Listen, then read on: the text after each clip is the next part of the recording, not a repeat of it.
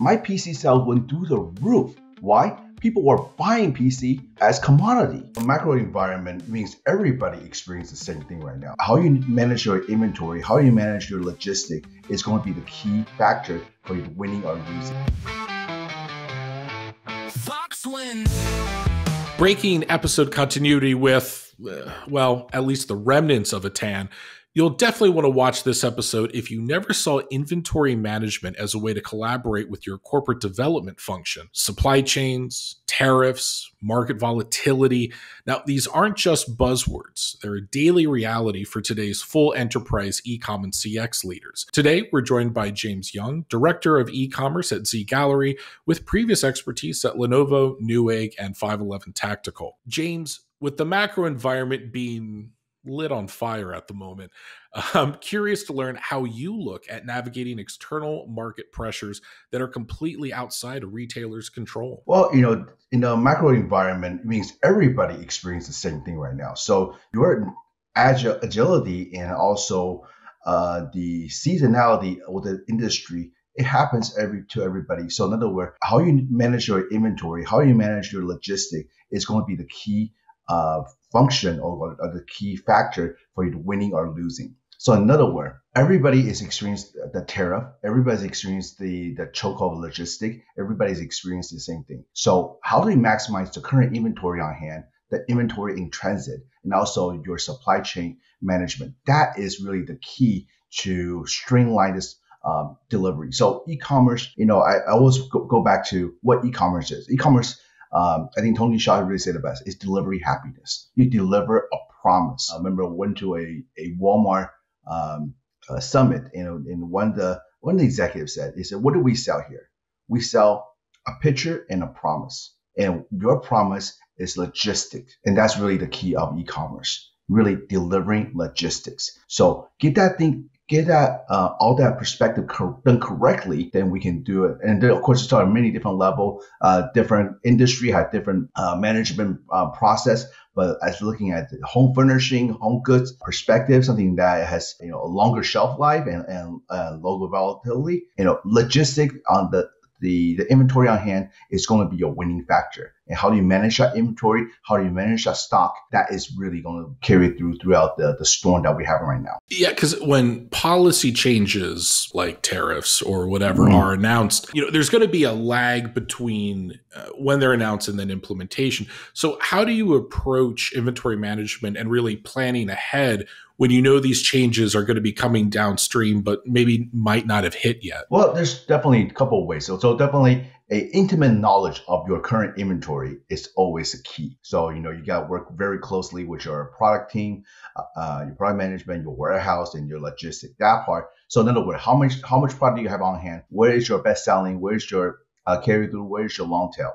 Figure that part out first. Understand what do you have. So in other words, you really start putting bracket about inventory. What do you have in control? Like basically, what do you have on hand?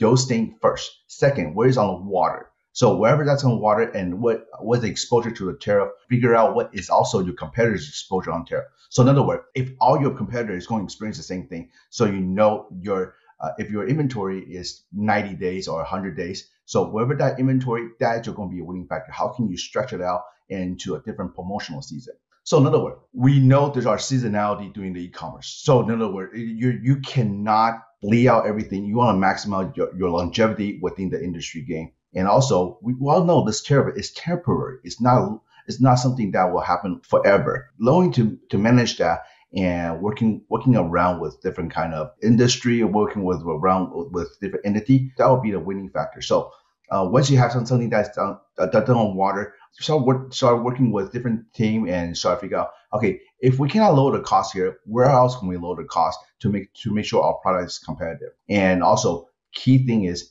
when you lower the cost, make sure that does not impact the customer expectation, also the customer experience. And because I know some other people will do that, they'll say, well, if the tariffs increase by 25% or 50%, well, we need to cut someplace else to be competitive. If we cannot compete on the price, we need to compete on the experience and delivery. That really give you a different perspective of who is your customer and how you need to deliver them. So in other words, if you're selling, let's say, a cheap notebook, a cheap paperback notebook. The customer delivery expectation is very different from a Chanel bag or something very, very luxurious. So that part, yeah, the price sensitivity and also the management is going to be very different from managing that. But we live in a very large scale economy here. So if it affects me, it'll affect other people. And how we want to make sure one will be the smartest one within the field, within the category.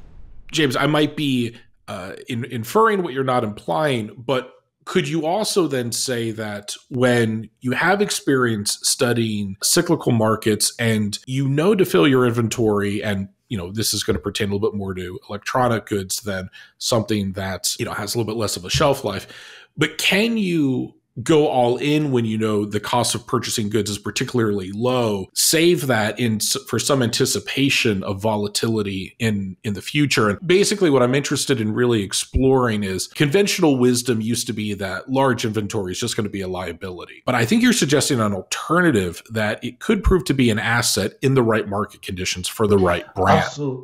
Absolutely. Yeah. So let me give you a couple of examples. So during COVID time, steel price went through the roof. And so every week it's being adjusted, double digit. And so what a lot of people are still doing is, if I know the steel is going up, let's say 100, I'll give it an arbitrary term. It's going to be $10 a ton right now. And next month we're projecting to be $30 a ton. Wouldn't it be smart if we would buy everything at $15 a ton, just store it here? And so, it's not the cheapest price, but definitely we could offset all that weight. So if I have the space, and remember, currently commercial real estate is at the lowest level right now. So in other words, it's cheapest in the time. Having that storage, that gives you a flexibility. Again, that's cash flow, that's different kind of thing. That's a bet. But however, if I keep saying controllable. If something that if you lock in the rent, if the tariffs are coming, if this administration will do this thing. Again, I'm not going political here. There's different. But I'm saying if that's a condition you're in, if that's a condition, the market you're in, you have to adapt to that particular environment.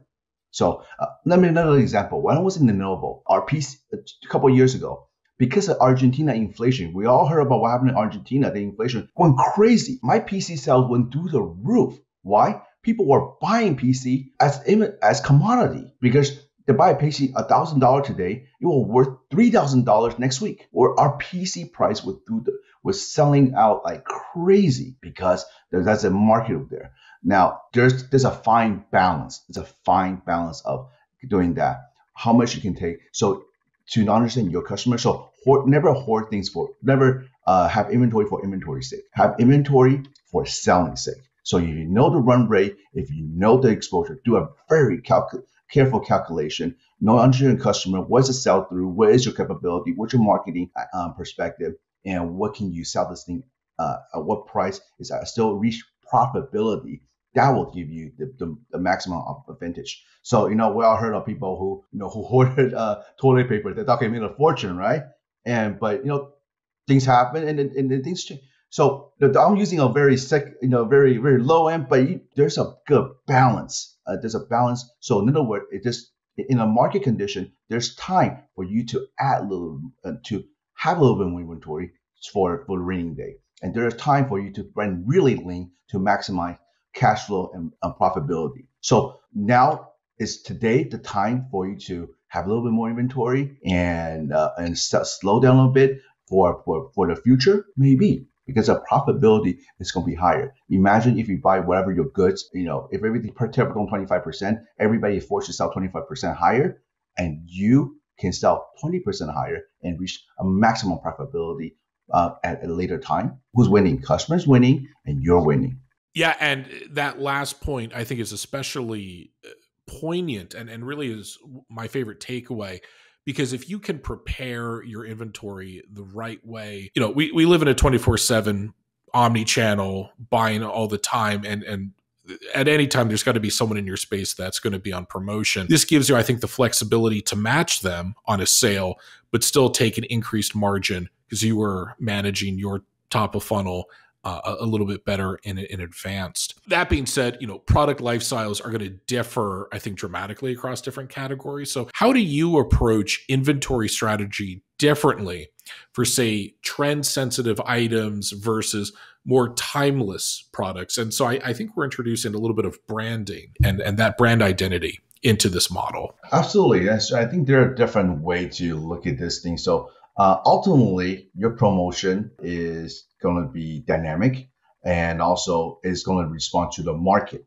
So whatever you want to promote, and the way I like to see different promotion and different pricing and different is however you want to see the customer. So it's a big market out there, and whatever product that you put on there, there's always a balancing act of the right price and the right inventory flow. You sell everything too cheap, you flow too quickly, and you're diluting the value of your product. If you're doing it too slowly, then your product it's going to be on the long tail. And I think there's constantly smart about it and constantly looking at to adjust to the market dynamics. So I don't have a very clear answer for you, but that's really what makes a good product manager and a great product manager. Good product manager manage the inventory. Great product manager manage the trend and adjust accordingly to reach to the massive audience and really to the right people at the right time. Who does that the best? I would say luxury watch. The watch industry really they do really crack the code on that one to have the right flow at the right time. And also, who else did a really great job? Definitely a lot of electronics. I think for TV for doing well, but if you can see TV later on, what happened? They start going crazy and they start diluting the price, and that's really TV today is become a commodity than actually something profitable. James, you've navigated, these turbulent market conditions. So maybe this episode, this section that we do on hot takes could be a little bit more cathartic, but I'd love to hear a hot take. At least maybe a bold prediction that you have for the future of e-commerce that might surprise some of your industry peers. Well, I think, a lot of people keep talking about AI this and AI that. And the way I see this, don't get me wrong, artificial intelligence is great looking at, a vast big data, because it's impossible for us to consider everything all at once. So I know that. However, the human touch, the human intuition, because ultimately we're selling to human, we're not selling to machine. So the machine learning can give a recommendation, and I think it is the physical touch, it is the curation, the human curation is really going to make a difference. I always look at the thing as fundamental, as advanced as we become, as advanced as we are. Having a video chat, having a podcast today, we are having a human interaction, talking to each other, exchanging ideas. So obviously, all this information I just give out, you can look in the AI, but it is that level of talking to you talking to feedback to me, that is really going to create a bound of branding. So branding, understanding the customer, that is going to be your critical thing. I think the customer should invest in the AI, but should also continue to invest into people, into the right people, into making the right decision, who can represent the customer the best in a way. Customer voice, customer experience is going to be paramount on the next wave of thing, because I see this trend. Some people double down and say, "Oh, this is the next wave of technology. It will win." A couple of years later, they're gone. Why? Because they were so focused on technology, but not the people. I mean, that's obviously going to resonate a lot with what we're doing here at Vox and using AI tools to process and make sense of the incredible amount of data that we're able to collect. But yes, it is ultimately a human mission. And I think so many brands these days, not to be Chicken Little, but if you make it well known that you're downsizing your operations considerably, a lot of other people are going through similar experiences, and that's going to put a bad taste in their mouth when they think about purchasing from a company that's following the same practices that made it a little bit harder for them to find the next step of their journey. From what I can see in how these models are progressing, we're reaching a point, maybe it's safe to say we've reached the point where all available training data that you could possibly scrape from publicly available internet has already been taken. And so you really need to find future data that isn't already out into the public That's what makes proprietary data so important, and why you can't rely on tools. You have to be continuing to go to your customer's voice. And if you've got a great customer care operation and that post-sale experience is great and your customer likes talking to you as part of that experience, you've got that first party source really uniquely onto yourself and not something that you could find through another channel. Okay, James, hey, listen, if you still want to stand on the soapbox, we can give you a part two. What's one factor besides maybe the human element do you think e-commerce leaders are overlooking right now, maybe because they're too focused on AI tools? I think there's definitely the goal of automation. I think that's really automation. There are so many things. I think, as a company, as a department leader, I think everybody is looking to that magic bullet. And I think that is really, there's definitely something that is low-hanging fruit, don't get me wrong. The key word, so when we simplify a complex idea, let's say, today we're talking about inventory management, logistics. Like I said, I just elaborated for the last half an hour. It's a huge study because it's a market trend. You hoard too much, you're going to lose money. When you got not enough, you're going to lose money. That's a balance, that's a sweet balance, that sweet spot that you do everything correctly. Automation is the same thing. When everything's automated, where's the interference? Where can you add the human element into it? And where can you add the personal touches? Where is your brand? So, ultimately, I think when everybody start talking about things, I think we had these conversations before, and I really want to emphasize the keyword is branding. Branding is going to be the most important because all decision making should come from branding. Just think about it. All key decision making, you want to downsize, you want to streamline, you want to do everything. Does that represent our brand well? And so, you want to double down AI everything. If that's your brand, go for it. And if that brand, who gets, what is brand? Brand is how customer perceive you. What you telling the customer and how the customer perceive you. I'm telling you I am this, but if you don't perceive that, my branding message is not working. But if I'm telling you I am A, but you keep thinking I'm B, what you're established now, do I need to correct my position on branding? That's something. So I think what you're going to see in the next 5 years is a lot of company, they're going to come to a crossroad and they're start thinking about, do I need to rebrand? Do I need to rebrand? Because we're having a lot of more. Back in the days, 20-year-old company is nothing, right? It's like, oh, you've been in the industry for 20 years. But now in the e-commerce, 20 years you're a dinosaur, and you're seasoned, and you're starting saying 20 years later. Now we're 20 years later, who you are, what are you going to do? Do you need to rebrand yourself? So brand identity is going to be everything. We've seen many companies gone through different phases and how we need to approach that. James, I know you're a real student of the game, having found success across a diversity of retail verticals. I want to understand what you've seen in the evolution of e-commerce leadership. How do you see these different perspectives and best practices lending themselves to the different approaches towards creating a great experience for the customer? So I think, looking at e-commerce, and like I said, e-commerce honestly is really been the past 30 years, so retail been around since the beginning of time, and e-commerce, honestly, if you discount if you just remove the Sears and also the telesales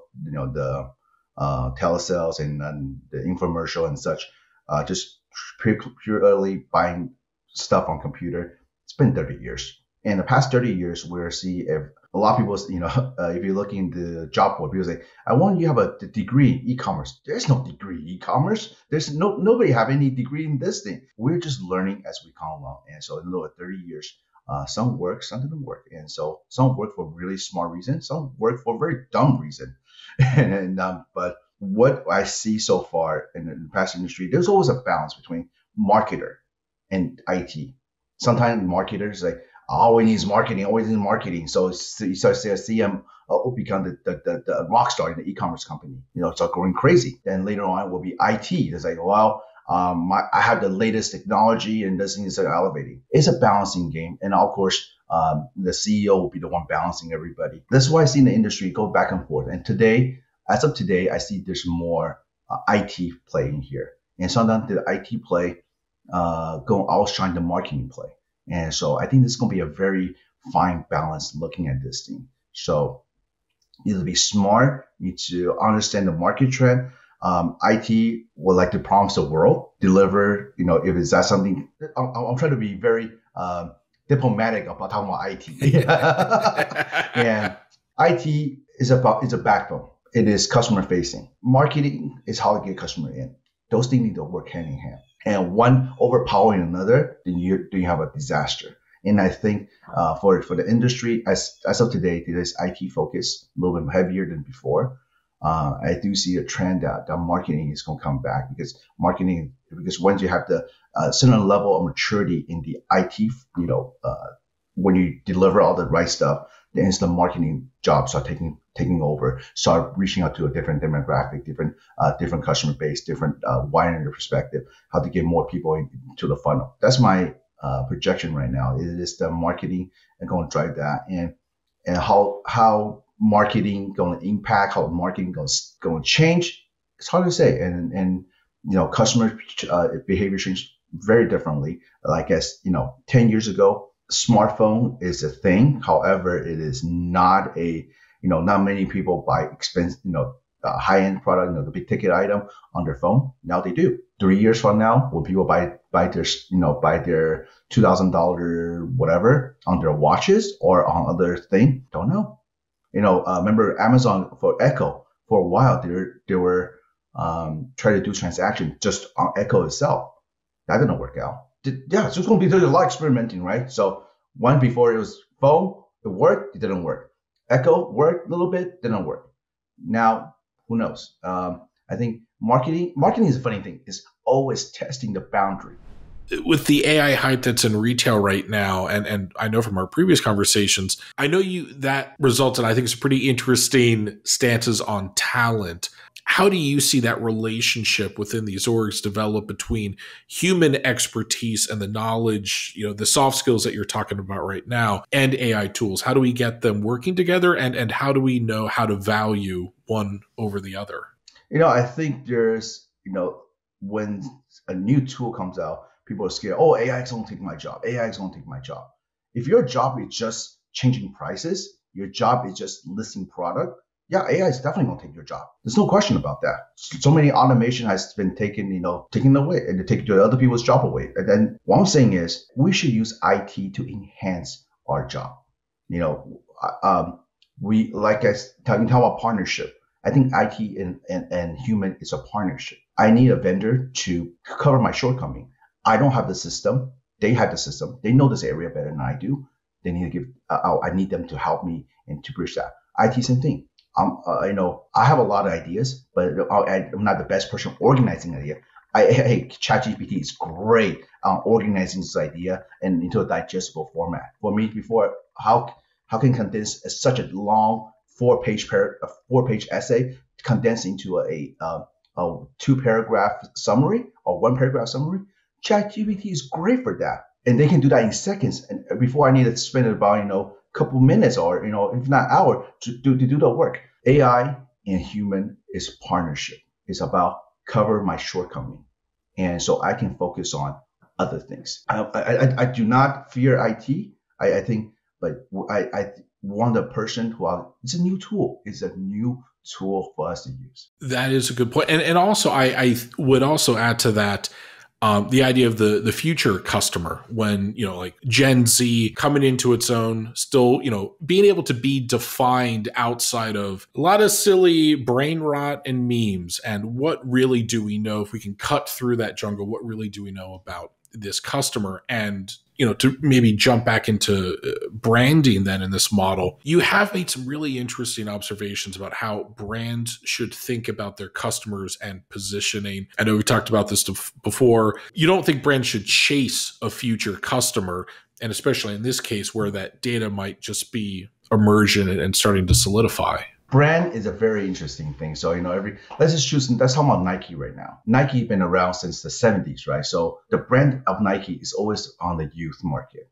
And yes, definitely but if you're looking at the way that it drop off and such, the demographic, definitely they still focus on, people that is 40 and under and such, and people above 40 will graduate to a different brand. If they just say, well, we've been around since the 70s, we need to chase after Gen X and such and such.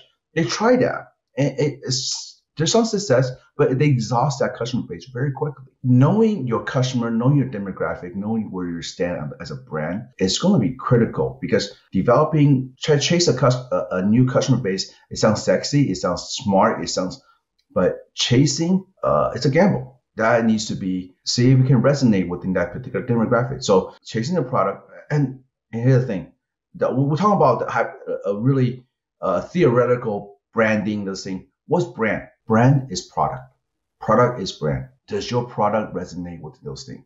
Don't say this product will resonate to something there it is not. When you over exaggerate a product, people can see through that. So understand your product, understand your customer, and therefore you will know your brand. Lot of lessons, and I love this conversation. It's a definitely intellectually taxing one for me, because I'm building this new mental model, and up until this point, supply chain and inventory manipulation around markets and arbitrage opportunities is a lot for me to sort of learn and keep current with. But this has been so informative, really great. I always like to wrap up by shining a light on some of the big wins of our guests. So it's time to put you on the pedestal, James. I love hearing the war stories where you put out a fire or you built something uncommonly or uniquely difficult. Could you share a story where your team faced significant hurdles and how you overcame them? Well, I think one particular one really dropped to my heart. So I'm a family man, and I love to spend, I start thinking about how to build a legacy with my family. All right, so that's the idea. One company I privileged to join is called Primo's Hunting. It is hunting is outdoor sports, but as you know, hunting is a lifestyle, and it is really, it's a less and less people going there. I like the outdoor space, and but that brand is really just decreasing, and I'm trying to install a new life in that particular brand. What can I do with that? Well, I came up with a marketing scheme. We have a thing called, if you know, duck call. Basically, it is a little box that makes a little squeaky sound. I repurposed that to be a heirloom product, and we started designing that as a generational product. So it's a Father's Day gift. And this is a gift that will last a lifetime and can pass on to kids. So this is and everybody looking for, what's the next tie that you can give to your father? You can give a nice pen, or I'll give you a duck call that will prolong your family legacy. That product has really resonated within our customer base, and really brought a lot of emotion to the product. It got a lot of positive response. So that is not just a product that we make sales. We wish we made a lot of money. However, a lot of people feedback, wow, that you find a gift, and that will prolong the life sense. Second thing is looking at customer solution, looking at increased call volume. We had, if you remember, one particular company, went with the Guitar Hero. We were the first one that was the infancy of e-commerce, but we made a wireless guitar for Guitar Hero. And because Guitar Hero changed the code, that sensor didn't work. So I had to create automation to make sure everybody get the right adapter for it. Potentially, that could be a huge problem, crippling to the customer, to everybody. But I think to the IT, and also I hear by answering the phone, by talking to the customer, I create a solution to have a adapter to the customer in an automated format that solve that issue, save the company, and also bring into a lot of different profitability. And you're talking about great lessons on how to work together as a team cross-functionally. A wonderful seg in to one final question for you, James, because there are senior managers watching this podcast who are going to become the next cohort of leaders. Any career advice that you would offer them? Be diligent, understand your market, understand your people, and understand what you can control. And I think, once people in the leadership position, they're trying to accomplish the impossible, right? That's That's always the goal. So they're taking a lot more than you, and a lot of times they get lost in that. And I think for my perspective, be real, understand what control, and understand what's not in control. Understand transparent within your team. It is the most critical part of any kind of growth. If you guys find a low hanging fruit, find those, everybody knows that. But I think be critical, understand building a right character. Is the most important thing to any step of a career.